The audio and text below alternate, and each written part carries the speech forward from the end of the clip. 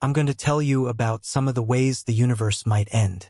Now don't worry, none of these endings are going to happen in your lifetime, or your children's or their children's, or even in the lifetimes of entire civilizations that may come after us. These scenarios play out on timescales so vast that they almost defy imagination. But still, they are fascinating to think about. So let me walk you through the possibilities, because as strange, dark, or even terrifying as they might sound, they are some of the most profound ideas in all of cosmology.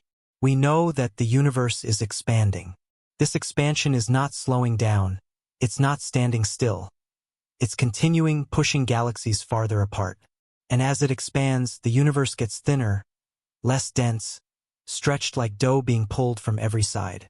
If you're not growing, you're dying, as the saying goes, and in cosmic terms this growth leads to consequences that will shape the universe's destiny. Think about how stars form. A star begins with a great cloud of gas, collapsing under its own gravity until fusion lights in its core. But if expansion goes on long enough, there will be less and less gas available for that process. In fact, there are already galaxies out there that have run out of fuel. They are elliptical galaxies, smooth, rounded collections of old stars with no fresh gas to make new ones. Their stars are the long-lived red dwarfs, dim but efficient, burning slowly enough to last trillions of years. But after those trillions of years, even these stars will fade. They'll wink out, one by one, into the endless dark.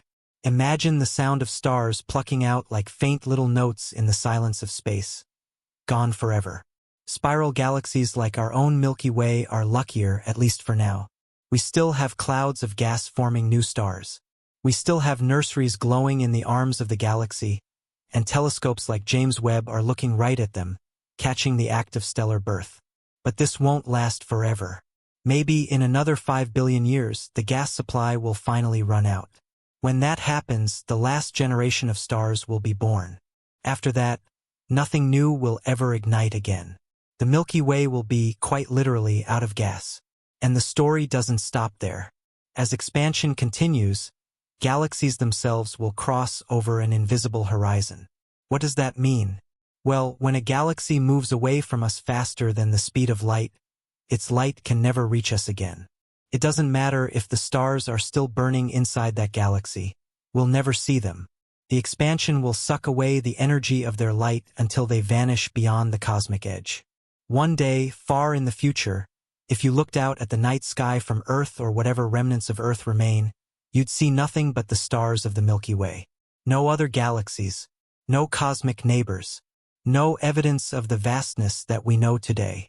Future civilizations, born in that dark age, might have no way of knowing the universe had a beginning at all. They won't see the expansion. They won't see the cosmic microwave background. They'll just see a lonely island of stars in the void, and the page in the history book that we now know, the page that says the universe had a fiery birth, will be missing forever. But galaxies aren't the only things we need to think about. What about black holes? Small black holes, formed from collapsing stars, will eventually evaporate through Hawking radiation. It's a strange process where, just outside the event horizon, pairs of virtual particles appear. One falls into the hole, the other escapes, and the black hole loses mass in the process. Over unimaginable spans of time, 10 to the power of 30 years, those small black holes will vanish. Around the same time, protons themselves may decay.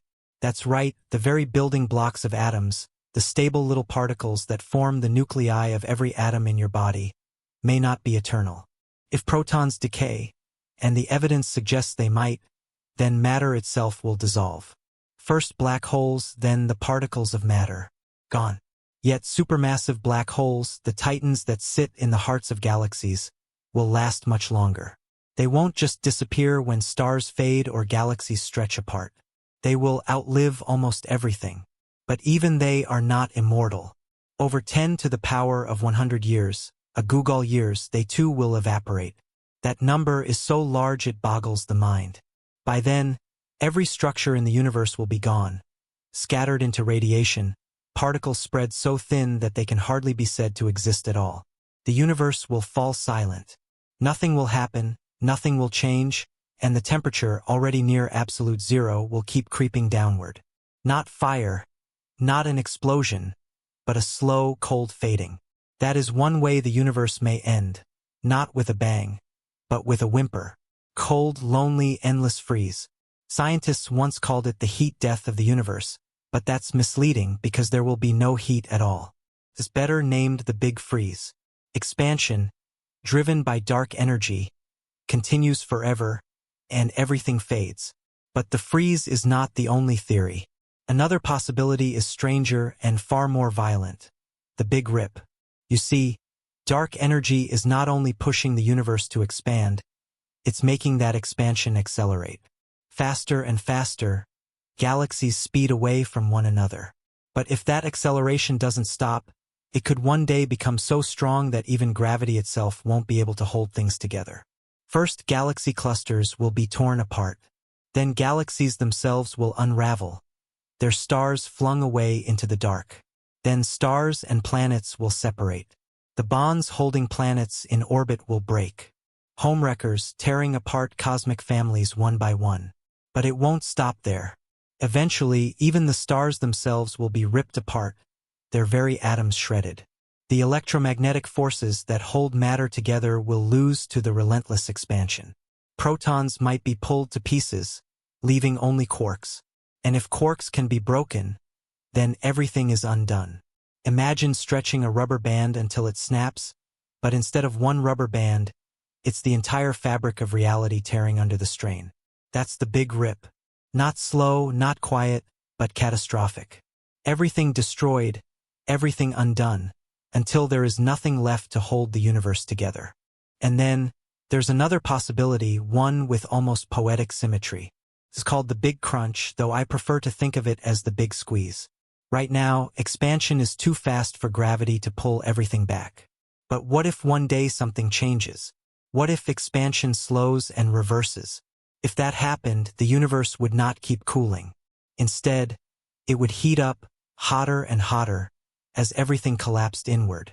Galaxies, stars, and matter itself would crush together until the universe shrinks back down to a single point, a singularity, a mirror image of the Big Bang.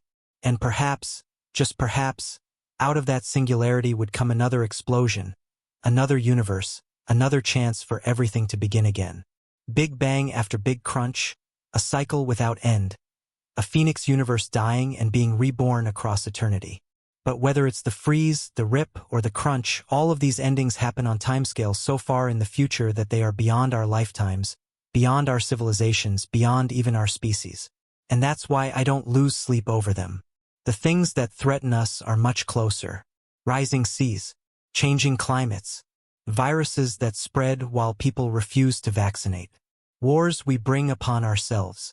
Humanity might not even make it another century, let alone the trillions of years before stars burn out or the Google years before black holes fade. And here's the thought that haunts me.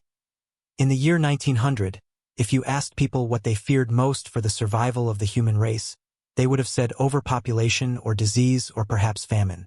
They worried about things that don't even make our list today. And yet they never feared climate change, nuclear war, or artificial intelligence, because they didn't even know those were things to fear. So what does that mean for us? In the year 2100, the people alive then won't be afraid of cancer or the issues we focus on now. They'll fear things we cannot yet imagine, things we don't yet know to worry about. That is the deepest uncertainty of all. What I do fear is us, our inability to act as good stewards of the earth, our short-sightedness, our division, our arrogance. We are not good shepherds of the future because we are not good shepherds of the present. And that, more than cosmic freezes or rips or crunches, is what keeps me awake at night. So these are the ways the universe might end, discussed in a fireside chat of sorts, ideas born of physics and speculation, stretched across timescales that dwarf the human mind. Whether by freeze, rip, or squeeze, the cosmos has its fate written in the laws of nature. But for us, here and now, the choices we make in this century will decide if we even survive long enough to wonder about it. Sleep tight, sleep well, and remember, this explainer came to you from the Hayden Planetarium at the American Museum of Natural History. Until next time, as always, keep looking up.